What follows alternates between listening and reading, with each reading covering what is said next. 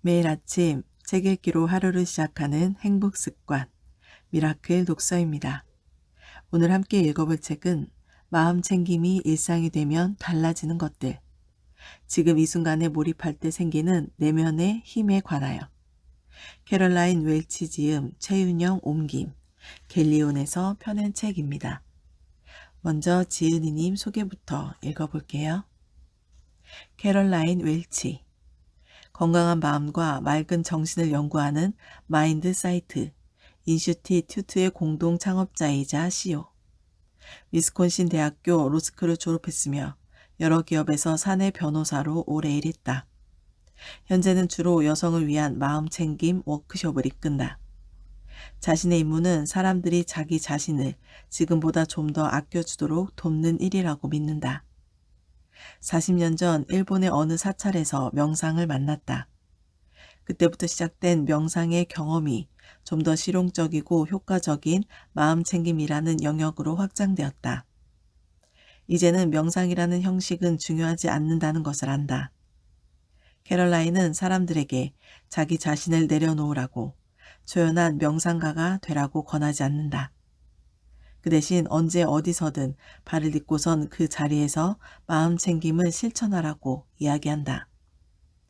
이 책을 쓰기 위해 여성 100명을 인터뷰했다. 이미 마음챙김을 일상적으로 실천 중인 사람도 있고 몇 번이고 다시 시작 중인 초보자도 있었지만 모두 입을 모아 말했다. 마음챙김을 알게 되고부터 정신없이 스쳐 지나가는 하루하루에 조금씩 변화가 생겼다는 것이다. 지금 이 순간에 몰입하며 생각을 비워내는 기술부터 힘든 일에 넘어져도 기꺼이 일어나는 회복력까지 캐럴라인은 이들의 다양한 사례를 그대로 담아내며 마음챙김을 통한 새로운 인생을 제안한다. 차례, 프롤로그, 마음챙김에도 연습이 필요합니다. 1장, 마음챙김이 일상이 되면 달라지는 것들. 2장, 지금 이 순간에 몰입하는 연습. 3장, 삶의 목적이 분명해야 달라진다. 4장, 누구에게나 변화가 필요한 순간이 온다. 5장, 삶에서 가장 중요한 것, 마음의 평온. 마음챙김을 위해 기억할 20가지. 차례는 이렇게 되어 있고요. 프롤로그부터 읽어보도록 하겠습니다. 프롤로그, 마음챙김에도 연습이 필요합니다. 조금만 늦어도 비행기는 떠난다. 수많은 인파를 뚫고 넓은 공항을 내달렸다. 한 손에는 스마트폰을, 다른 한 손에는 커피를 들고 핸드백은 어깨에 둘러맨 채였다. 그런데 서점 가판대를 지나는 순간 한 잡지의 표지가 시선을 사로잡았다. 커다란 공 위에 코끼리 한 마리가 위태롭게 서 있는 사진이었다. 표지에는 커다란 글씨로 이렇게 쓰여 있었다. 균형은 잊어라. 나는 재빨리 계산을 하고 잡지를 손에 넣었다. 그 잡지는 하버드 비즈니스 리뷰였다. 균형을 잊으라는 짧은 문장에 왠지 모를 안도감이 들었다. 한결 위로가 되고 마음이 편안해졌다. 무엇 때문이었을까? 잠시 곰곰이 생각해봤다. 나는 여태껏 끊임없이 앞을 향해 달려가며 개인적인 삶과 직업인으로서의 삶의 균형을 맞추겠다는 마법을 원하고 있었다.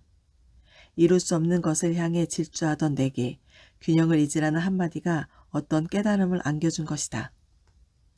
균형이란 둘 사이의 평형이 맞춰진 상태를 의미한다.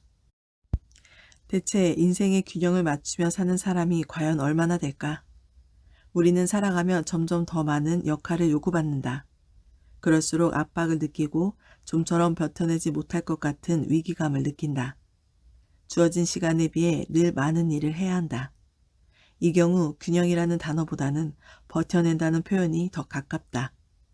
다른 사람으로부터 그리고 나 자신으로부터 동시다발적으로 생겨나는 요구와 기대에 부응하기 위해서는 멀티태스킹을 할 수밖에 없다. 이 와중에도 우리는 삶의 균형이라는 헛된 구호를 쫓는다. 그렇다면 우리가 마음의 평정을 찾도록 혼란을 덜 느끼도록 도울 수 있는 방법은 없을까? 부담을 덜 느끼며 한결 편안하게 살아가도록 중요한 것들에만 집중하도록 도울 수 있는 방법이 없을까?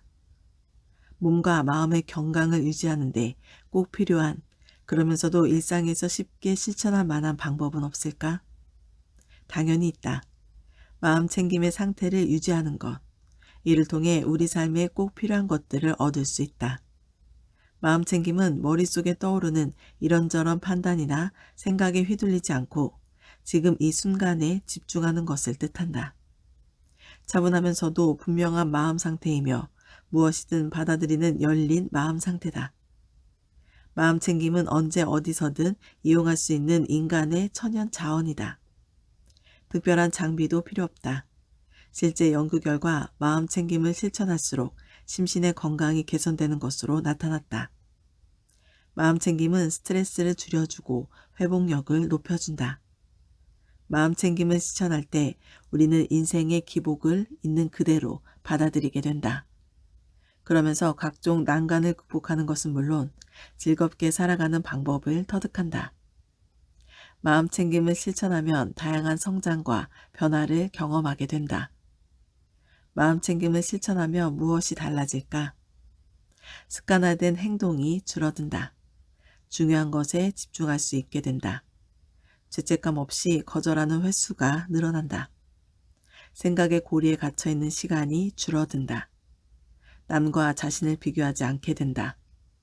소중한 사람과 시간을 더 많이 갖게 된다. 지금 이 순간의 소중함을 알게 된다. 나를 더 아끼게 된다. 적시에 꼭 필요한 말을 하게 된다.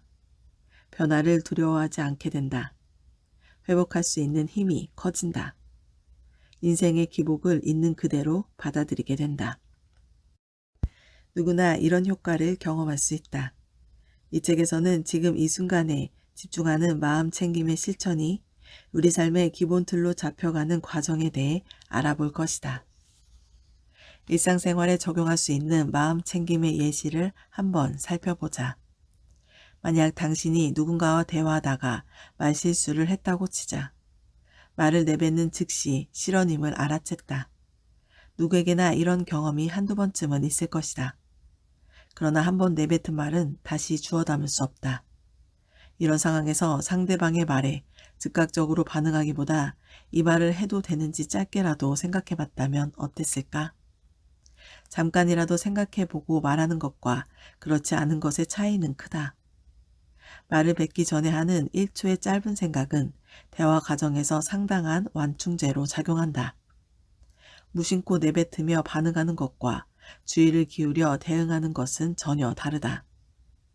이 책은 마음 챙김이 왜, 그리고 어떻게 우리 삶에 영향을 끼치는가에 대한 궁금증을 해소하는 데 그 목적이 있다. 안 그래도 바쁜데 이런 것까지 실천할 여유가 있을까? 라고 묻는다면 그 대답은 이렇다. 마음 챙김은 우리 삶에 끼워 넣는 게 아니다. 스케줄에 포함시켜야 할 대상도 아니다. 마음 챙김은 우리가 존재하는 방식이요. 우리의 마음 상태다. 실천하면 할수록 일상 전반에 깊게 스며들 것이다. 마음 챙김을 실천한다는 것은 더 많은 목표나 기준을 세우는 게 아니다. 할 일이 늘어났다는 게 아니다. 우리가 마주하는 일상을 이전과는 다른 방식으로 바라봄으로써 마음의 평온을 되찾는 것이다. 이 책의 방법에 따라 하다 보면 당장 오늘부터라도 마음이 한결 편안해짐을 느낄 수 있을 것이다. 이 책은 당신에게 더 많은 것을 기대하지 않는다. 다만 마음 챙김의 새로운 세계로 당신을 초청할 뿐이다. 나는 지난 12년간 여성을 위한 마음 챙김 워크숍을 수없이 진행했다. 그러면서 한 가지 사실을 발견했다. 참석자 대부분이 마음 챙김의 이로움을 잘 알고 있었고 요가나 명상 같은 수련 활동 경험도 있었다. 짧게는 몇 주, 길게는 몇 년씩 수련한 경우도 적지 않았다. 그러나 바쁜 일이 생기거나 일상에 변화가 생기면 너무도 쉽게 그만뒀다. 수련에 익숙하든 미숙하든 시도했다가 그만둔 경험이 있든 없든 대부분의 사람은 현재 수련을 하고 있지 않다는 것에 죄책감을 느끼고 언제든 시작하고 싶어 했다.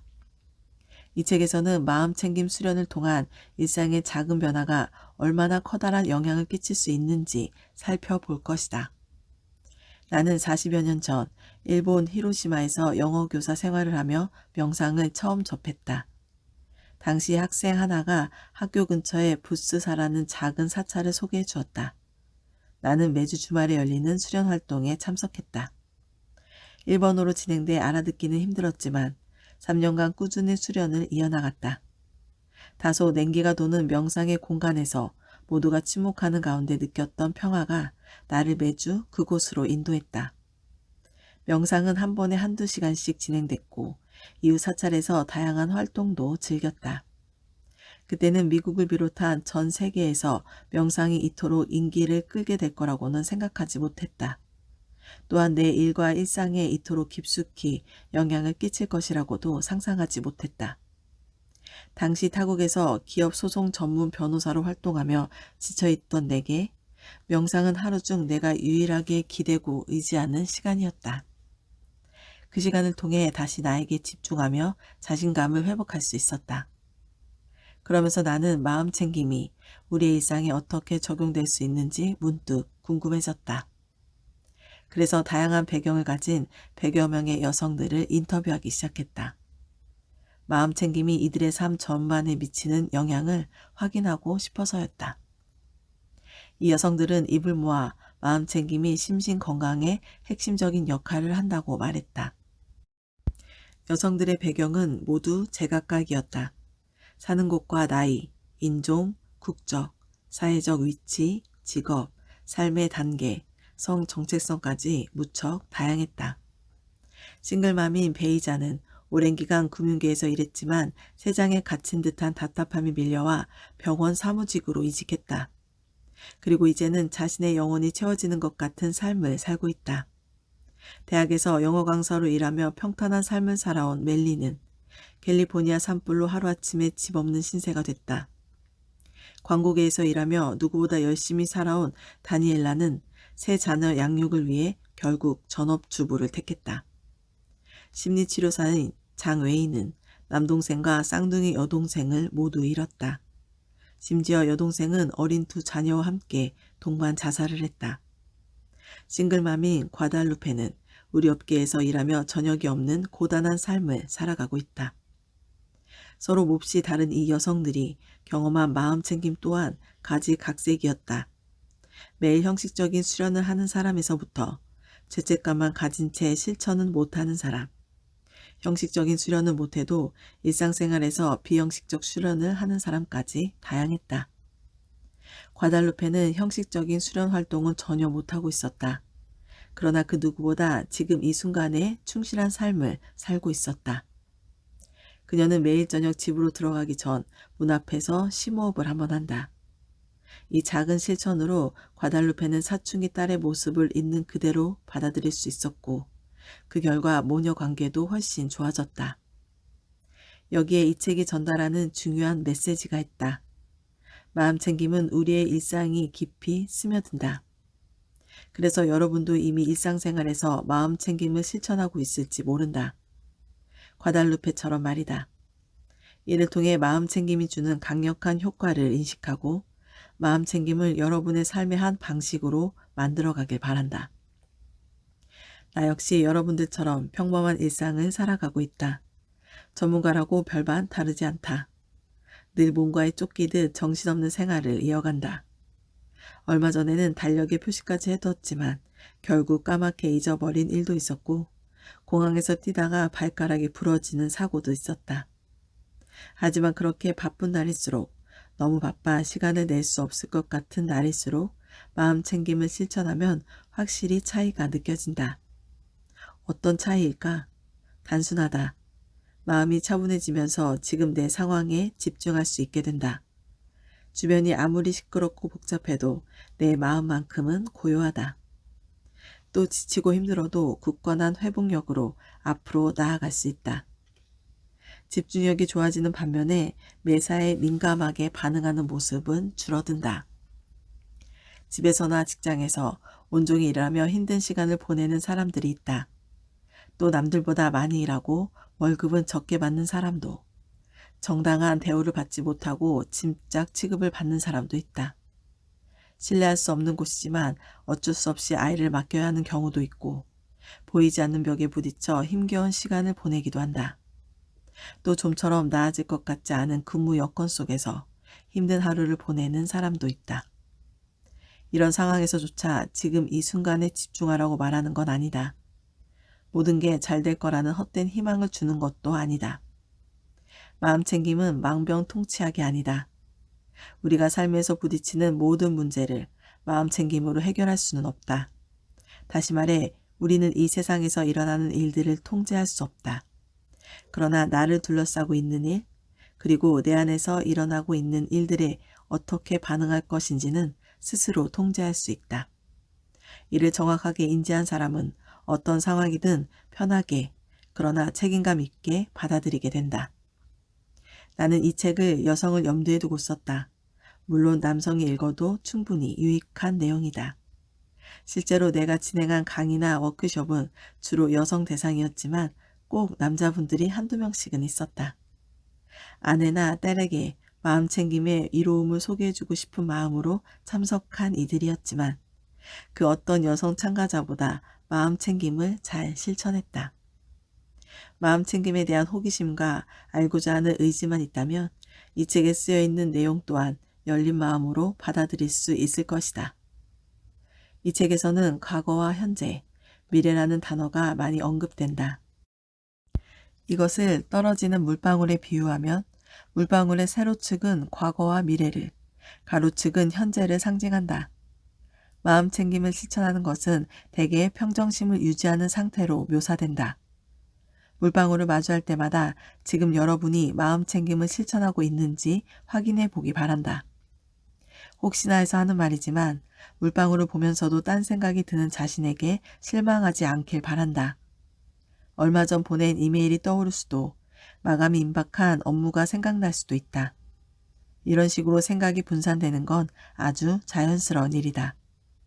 인간은 깨어있는 시간의 절반가량을 끝없이 이어지는 생각의 고리 속에서 보낸다. 그 생각은 되풀이되는 과거의 기억이 대부분이다. 이 책을 읽고 있는 지금 주의가 산만해졌다고 느껴지는가? 그렇다면 자연스레 다시 책 읽기에 집중하면 된다.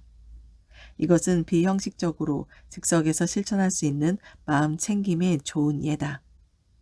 연습을 통해 다른 기술을 익히듯 마음 챙김도 마찬가지다. 누구나 연습을 통해 지금 이 순간에 집중할 수 있다. 그러나 꾸준한 연습과 실천이 필요하다. 1장에서는 마음 챙김과 그 실천 방법에 대해 알기 쉽게 설명했고 2장에서는 마음 챙김 방법 중 하나인 명상에 대해 이야기했다. 3장부터 5장은 마음 챙김을 실천하면서 동시에 바꾸어 나가야 할 것들에 대한 이야기다.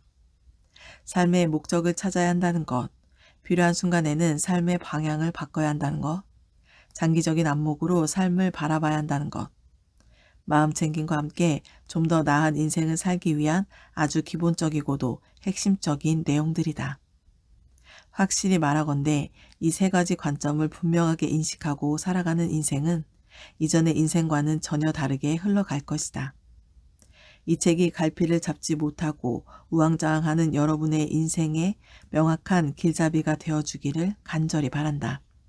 자, 이제 본격적으로 시작해보자.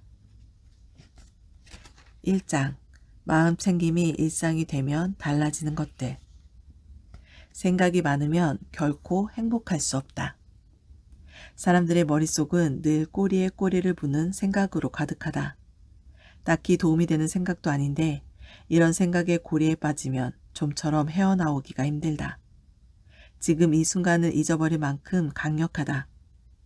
우리가 보통 하루에 말로 내뱉는 단어는 약 1만 6천 개이고 말하지 않고 생각으로만 표현하는 단어는 이보다 훨씬 많다. 헤아릴 수 없을 정도로 많다. 한 번만 스쳐 지나간 생각의 95%는 또다시 떠오른다. 이쯤 되면 무념무상의 경지는 요원하기만 하다. 뜻대로 일이 잘 안 풀릴 때는 현재 상태에 집중하기가 더욱 어렵다. 지금 이 순간에 몰입한다는 것이 그 어느 때보다 필요하지만 좀처럼 쉽지 않다. 오히려 최악의 순간을 상상하며 자신만의 생각에 빠져버린다. 이런 태도는 상황을 악화하기만 할 뿐 아무런 도움이 되지 않는데도. 나의 남편 데니얼 제이 시겔과 함께 미얀마를 여행했을 때 일이다. 신경과학자인 시겔은 30년째 내 인생의 동반자이자 12년째 함께 일하고 있는 동료다. 당시 우리는 미얀마 양곤에 있는 쉐다곤 파고다를 방문했다. 황금이 씌어진 거대한 불탑은 압도적인 위용을 자랑했다. 2500년 역사를 지닌 이곳에서는 매일 아침 해 뜨는 시간이면 수십 명의 수도승이 모여 명상을 한다. 우리는 조용히 불탑 안으로 들어가 자리를 잡았다. 그런데 5분쯤 지났을까? 귀뚜라미 한 마리가 내 귓속을 파고들었다. 더 이상 얌전히 앉아있을 수가 없었다. 녀석이 빠져나가려 퍼득거리는 소리에 소름이 끼쳤다. 순간 머릿속이 요동치기 시작했다. 안 돼. 오늘이 돌아가는 날인데 출국을 미루고 병원에 가봐야 하나? 그것도 쉽지 않을 텐데 어쩌지? 의사도 이런 환자는 처음 보지 않을까? 외과에서 수술을 받아야 하나? 수술을 받으면 아마 청력을 잃게 될 거야. 이런 일을 당했는데 멀쩡할 리 없잖아? 제발 이것 때문에 희귀병에 걸리지 않았으면. 이 모든 생각을 하는데 3초가 흘렀다. 좋게 15분은 걸렸을 법한데 말이다. 더욱 놀라운 건 귀뚜라미가 저절로 빠져나갔다는 사실이다. 나는 죽다 살아난 듯 안도의 한숨을 내쉬었다. 동시에 일어나지도 않을 극한의 상황을 멋대로 상상하며 소설을 써내려 나갔다. 그런 나 자신이 바보처럼 느껴졌다. 이처럼 우리는 최악의 상황이 유일한 결론인 것처럼 스스로를 몰아붙인다. 나만의 생각과 감정을 토대로 만드는 부정적인 시나리오는 상당히 구체적이다. 실제 상황이 어떻게 흘러가든지 상관없이 말이다. 당신에게도 비슷한 경험이 있을 것이다. 우리는 종종 과거에 했던 선택을 다시 떠올리곤 한다. 이렇게 했다면 어땠을까? 저렇게 했다면 어땠을까? 끊임없이 만약을 가정하며 좀 더 나은, 좀 더 완벽한 선택을 상상한다. 생각에는 일종의 자유의지가 있다. 그래서 불안한 미래를 상상하기도 하고 이미 끝나버린 과거에 집착하기도 한다. 이 사실을 제대로 인지하지 못하면 미래나 과거에 대한 자신만의 생각과 감정에 매몰되기 쉽다. 현재 상황에 만족하지 못한 채 지금 이 순간을 완전히 벗어나는 것이다. 그러면서 일어나지 않을 법한 미래만을 상상한다. 꿈 같은 행복이 현실이 되는 순간을 그리거나 현실성 없는 재앙과 위험이 닥칠 것을 두려워한다. 하지만 작가 마크 트웨이는 이렇게 말했다. 나는 수많은 문제를 상상하며 두려워했지만 대부분은 실제로 일어나지 않았다. 요컨대 끊임없는 생각의 고리는 우리가 지금 이 순간에 몰입하지 못하도록 방해한다. 그렇다면 과거나 미래가 아닌 지금 이 순간에 온전히 집중하는 방법. 마음챙김은 과연 어떻게 시작해야 할까? 마음챙김 명상의 창시자 존 카바짓은 마음챙김을 가리켜 의도적으로 어떠한 판단도 내리지 않고 지금 이 순간에 집중할 때 얻는 깨달음으로 정의했다. 그러면서 마음챙김은 우리의 삶을 좌우할 정도로 아주 큰 영향을 끼친다 라고 덧붙였다. 이에 대해 마음챙김 강사 수전 바우어우는 마음챙김 상태가 되면 정서적 균형을 이루어 감정 기복이 줄고 어떤 일이 닥쳐도 넓은 마음으로 호기심 있게 바라볼 수 있는 아량이 생긴다 라고 설명한다. 즉, 부정적인 생각이 꼬리를 물고 이어지거나 정서적 방해물이 나를 잡아챌 때 스스로를 다잡을 수 있게 된다는 것이다. 마음챙김은 단순한 자각을 넘어 수용적 태도의 자각을 의미한다. 또 어떤 일이 앞에서도 혼자만의 생각과 판단으로 흥분하지 않는 열린 마음 상태를 뜻하기도 한다. 이를 통해 좋은 일이든 나쁜 일이든 나에 대해서든 남에 대해서든 그저 호기심 어린 마음으로 관대하게 받아들이는 것이다. 여기에서 주의할 점은 판단하지 않기 위해 노력하지 않아도 된다는 것이다. 우리는 생각으로 늘 판단한다. 그것이 곧 생각의 역할이다. 그러므로 판단하지 않으려고 굳이 애쓸 필요가 없다. 대신 생각이나 기억, 감정 같은 수많은 판단은 어느 순간 왔다가 사라지는 정시적 활동일 뿐이라는 사실만 유념하면 된다.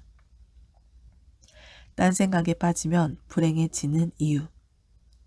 이 글을 읽고 있는 지금 이 순간, 당신은 온전히 집중하고 있는가? 아니면 마음이 콩밭에 가 있는가? 머릿속이 온통 딴 생각으로 가득하다면 당신은 존재하고 있는 것이 아니다. 가령 회의에 참가해 누군가와 마주보고 앉아 있어도 생각이 다른 데 있으면 당신의 상태는 부재다. 이러한 문제는 늘 있어 왔다. 최근 들어 디지털 기기 사용이 보편화되면서 몸과 마음이 같은 시간, 같은 장소에 있지 않을 가능성은 더욱 커졌다. 심리학자 매튜 킬링스워스와 데니얼 길버트가 5천 명의 사람들을 분석한 결과 우리는 무언가를 하고 있을 때 시간의 50%를 딴 생각하느라 허비하는 것으로 나타났다. 즉, 지금 이 순간에 온전히 집중하는 시간은 절반에 불과하다는 것이다. 게다가 앞으로 더 많은 스트레스를 받을까 걱정하느라 80%의 시간을 써버린다. 스트레스를 피하려고 그토록 노력하면서 정작 우리 스스로 스트레스를 만들어내고 있는 것이다. 연구진은 행복추적기라는 앱을 이용해 행복에 관한 데이터도 수집했다. 설문조사 참가자는 앱을 통해 자신이 어떤 활동에 참여하는지, 그 활동에 얼만큼 몰입하고 얼마나 행복감을 느끼는지에 관해 응답했다. 그 결과 응답자의 47%가 무언가를 하며 딴 생각을 한다고 대답했다. 심지어 응답자들은 성관계를 할 때나 다른 사람과 대화를 할 때, 운동을 할 때도 지금 이 순간에 온전히 집중하지 못한다고 답했다. 이와 함께 행위의 종류와 상관없이 자신이 뭘 하고 있는지 분명히 알고 있을 때 가장 행복감을 느끼는 것으로 나타났다. 공과금 납부처럼 아무리 지루하고 단순한 일일지라도 그 순간에 집중하면 딴 생각을 할 때보다 마음이 훨씬 안정된다는 것이다. 요컨대 우리의 정서적, 신체적 평화는 그 상황이 지루하든 재미있든 유쾌하든 불쾌하든 지금 일어나는 상황에 집중할 때 향상한다. 그렇다면 의도치 않게 딴 생각에 빠지는 순간 우리는 왜 불행하다고 느끼는 걸까? 지금 이 순간에 집중하지 않으면 금세 후회스러운 과거의 기억을 불러내거나 불안한 미래를 상상하기 때문이다. 이처럼 무심코하게 되는 부정적인 생각들은 마음을 복잡하고 시끄럽게 만든다. 스트레스가 심한 상황에서는 더 쉽게 딴 생각에 빠져든다. 누군가는 이렇게 생각할 수도 있다. 나는 몽상을 즐기는데 추억을 회상하며 그때 생각이 흘러가는 대로 따라가면 마음이 한결 가벼워져. 물론 그럴 수 있다. 이런 의도적인 몽상까지 하지 말라는 게 아니다. 의도적인 딴 생각은 창의력이나 긍정적인 정서, 통찰력을 이끌어낼 뿐만 아니라 그 자체로 휴식이 되기도 한다. 또 앞으로의 계획을 세우는 데 도움을 주기도 한다. 당신이 새로운 곡을 쓰기 시작한 작곡가라고 가정해보자. 이 경우엔 영감을 끌어올릴 목적으로 동네를 거닐며 다분히 의도적으로 이런저런 생각에 빠져들 수 있다. 혹은 다른 사람들과 다소 까다로운 문제에 대해 이야기를 나누고 머리가 복잡해졌다고 해보자. 그럴 때 가볍게 산책을 하며 자유롭게 생각을 풀어놓으면 마음이 여유로워져 상대방의 생각과 감정을 받아들이게 되기도 한다. 이처럼 뚜렷한 목적이 있는 경우 딴 생각은 여러모로 득이 된다. 중요한 것은 딴 생각의 의도가 무엇인지 스스로 알고 있어야 한다는 것이다. 마음챙김을 처음 시작한 사람은 자신의 인생이 완전히 바뀔 거라고 기대한다.